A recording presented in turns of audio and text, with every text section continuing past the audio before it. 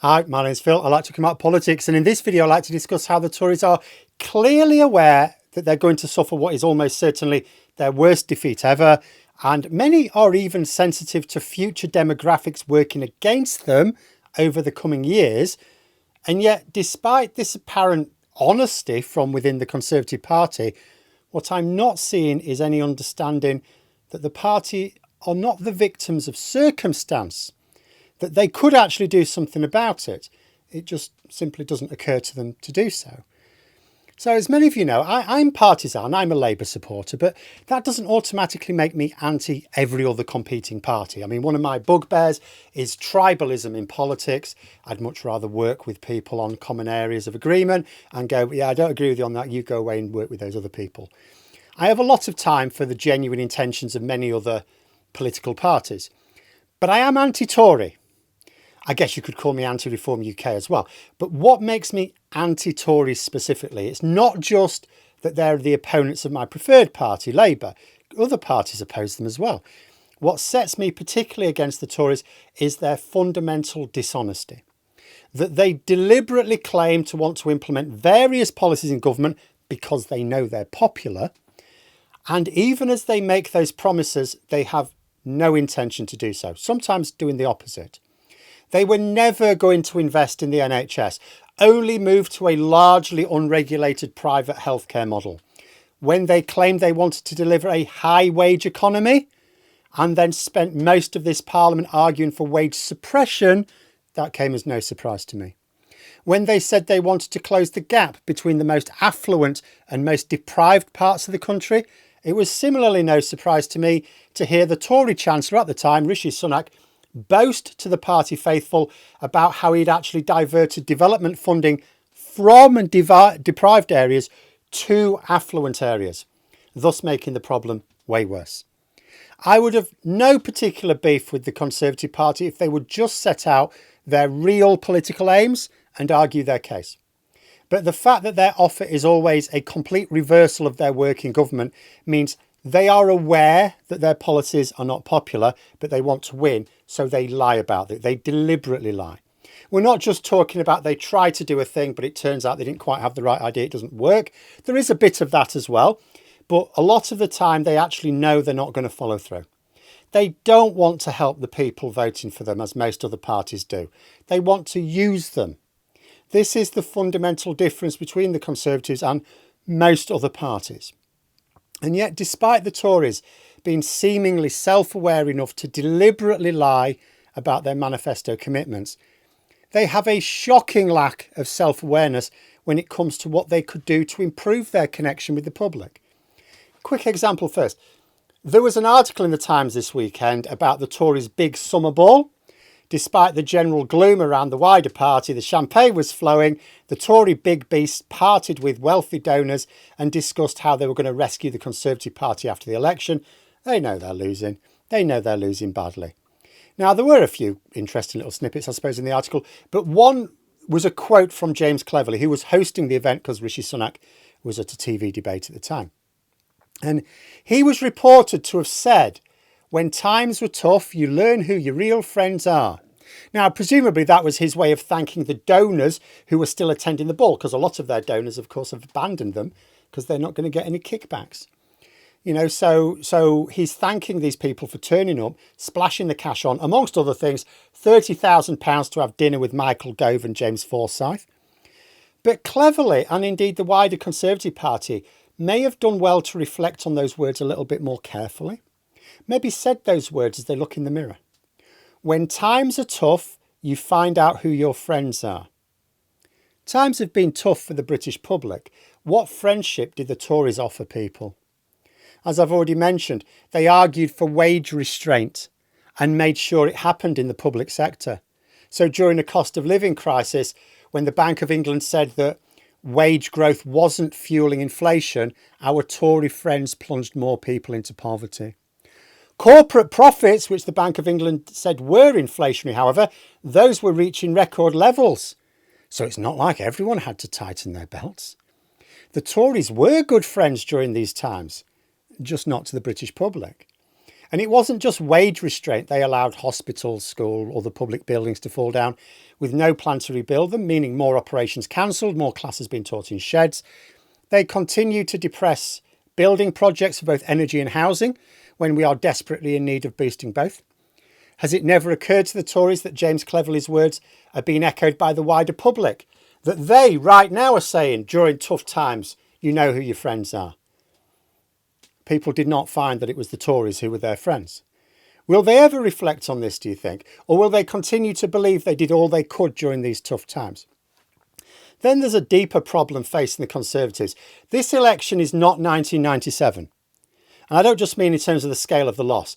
This does not represent the end of the Conservative power after far too many years failing the country.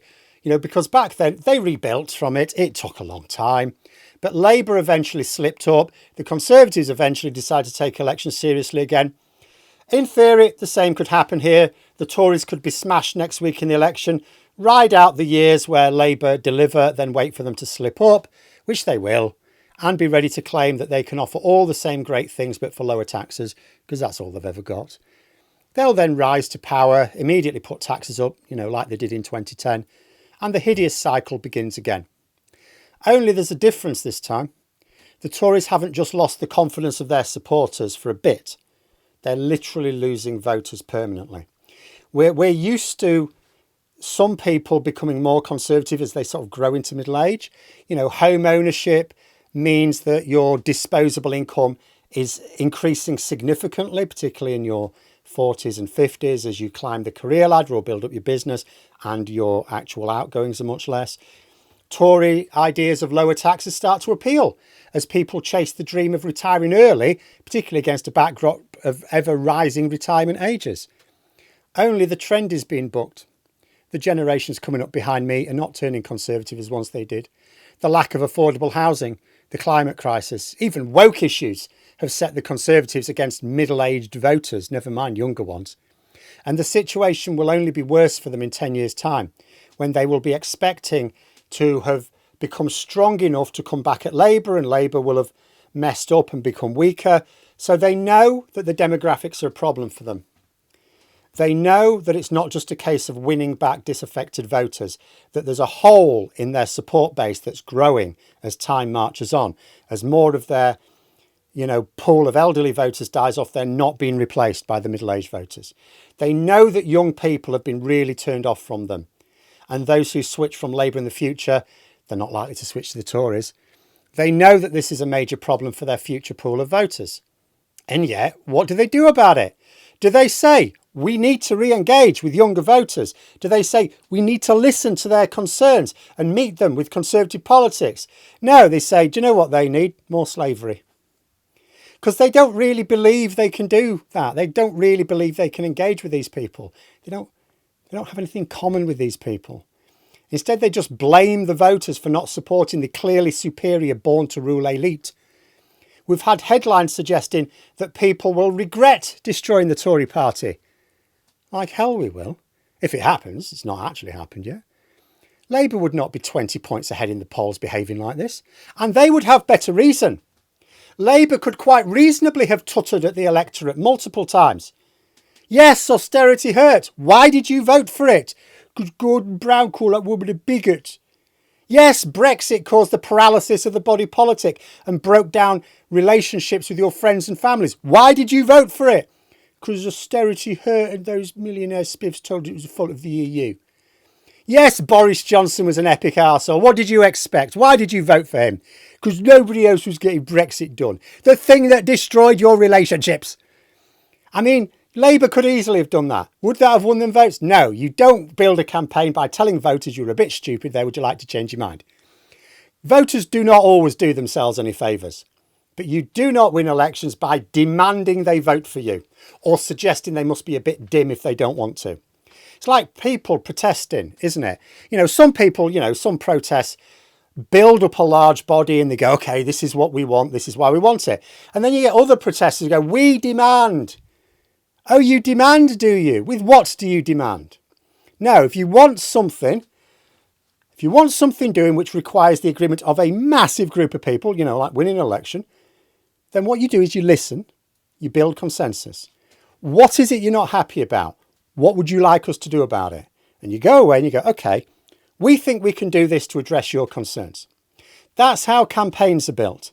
But the Tories are just looking at their impending pounding, looking at the complete collapse of their share of the vote amongst the under 50-year-olds. It's now into single figures. They're like in 5th place in the country, really, a bit more actually, in terms of under 50. Like there's hardly any parties.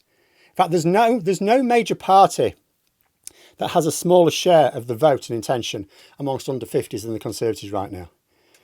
You know, they're looking ahead 10 years' time and they're going, okay, some of these disaffected voters may come back, but we've left with this massive hole because a lot of them are dying out and they're not being replaced. And they're concluding that in 10 years' time, they're even more screwed. Their only plan is to try and work out how to keep the only electoral system which gives them even a chance under such an outlook. You know, they're openly saying if we have proportional representation brought in, that's the end of the Tory party. Why aren't they saying if proportional representation comes in, that will mean we need to engage harder, we need to work harder on engaging with people? No, they're not interested in engaging with people. They just want to be able to win with as few votes as possible. It's just not occurring to them that maybe they should try to appeal to voters, to change themselves rather than expect millions of others to change. If the Tory party is destroyed, it won't be the people who've done it, or Labour, or any combination of political parties. It won't even be the feckless way they've messed up the last 14 years of government. Certainly won't be Nigel Farage. If they really are going to be destroyed, it will be because it has never once occurred to them that they should maybe think of listening to the public. Yes, the billionaires have got the big bucks for the election campaigns. Yes, they need the money for the election campaigns. But those billionaires don't have many votes, do they? Some of them don't have any votes. They're not qualified citizens. They don't even live in this country. As cleverly said, during tough times, you find out who your friends are. Where were the Tories when the British public needed friends? But there we are. Those are my thoughts. If you've enjoyed the video, please subscribe for further content and click the like button. You can also sign up for memberships if you'd like to support the channel further. Thanks for watching, and until next time, I'll see you later.